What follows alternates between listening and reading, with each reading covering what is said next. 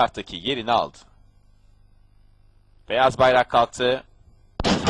Start verildi ve koşu başladı. 7 numaralı Anarkali iç kulvardan yaptığı ataklarla koşunun liderliğini aldı. İkinciliğe dıştan gelen 5 numaralı Only sokuldu. 1800 metre start yeri geçildi. 1,5 boya kadar geride üçüncülükte 4 numaralı Golden Weapon var. Golden Weapon'ın sağrısında 6 numaralı Supervises. 2,5 boy geride.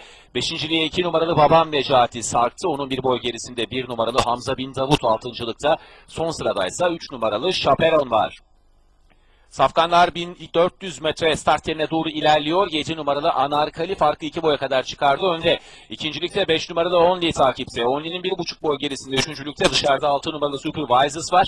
Onun hemen yanında iç kulvardan yaptığı ataklarla gelmeye çalışan Safkan 4 numaralı Golden Weapon. Onun dışından da 2 numaralı Babam Necati ataklarını sıklaştırdı ve üçüncülüğe kadar sarktı. Koşuda son 1000 metreye yaklaşılırken dıştan gelen 5 numaralı Only tempoyu yükseltti ve liderliği 7 numaralı Anarkali'den alarak farkı 2 boya kadar çıkardı. Anarkali ikincilikte, Anarkali'nin 1 boy gerisinde. 2 numaralı Babam Necati üçüncülükte. Onun 1 boy kadar gerisinde bariyer dibinde 4 numaralı Golden Weapon dördüncülükte.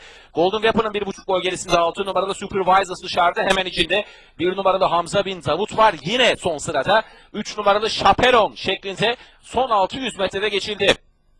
5 numaralı Only farkı 3 boya kadar çıkardı ve virajı da yine 2,5 boy farklı önde döndü. İkinciliğe sarkan 4 numaralı Golden Weapon viraj dönüldükten sonra yaptığı ataklarla 5 numaralı Only ile olan farkı azaltma çabasında daha geriden 7 numaralı Anarkali, 2 numaralı Babam Necati dışarıdan da Hamza Bin Davut sprinte kalkan sayılar son 200'e yaklaşılırken bariyer dibine yakın 5 numaralı Only önde dışarıdan 1 numaralı Hamza Bin Davut sprinte kalktı.